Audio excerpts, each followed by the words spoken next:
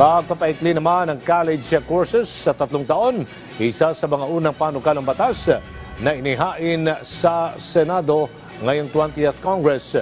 Ano kaya ang pulso ng mga mag-aaral hinggil dito? Alamin sa sentro ng balita ni J.M. Pineda. Nitong Martes nang isinumite ni Senator Sherwin Gatchalian ang panukalang batas na paiksin na lamang ang mga college degree program ng 3 taon. Dito ay papayagan lamang ng Commission on Higher Education ang mga kolehiyo na tapusin ng 3 taon imbis na 4 na taon ng mga college courses.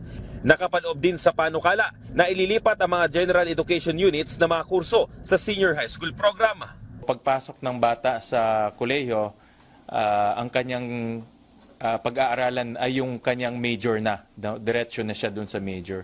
Yung mga general education subjects, ibababa sa senior high school. Sa ngayon daw kasi, unti-unti na ring ibinababa ang mga general subjects, pero dahil sa naisumiting panukala ay mapapabilis ito. Ipapatupad din daw ito sa lahat ng pribado at pampublikong universidad o paaralan. Sa kabila niyan, iginiit ng mambabatas na dapat pasok pa rin sa standard at pangangailangan ng industriya kahit na 3 taon na lamang ang kurso.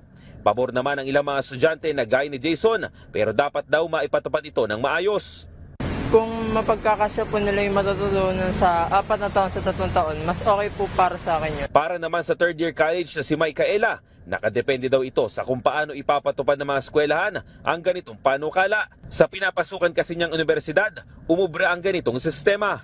Okay lang po sa akin kasi sa QCU po, sa Quezon City University, 4 years po dati yung ENTREP po, entrepreneurship po na program po. Tapos ngayon po, ginawa na lang pong 3 years and okay naman po yung parang flow po ng program po doon.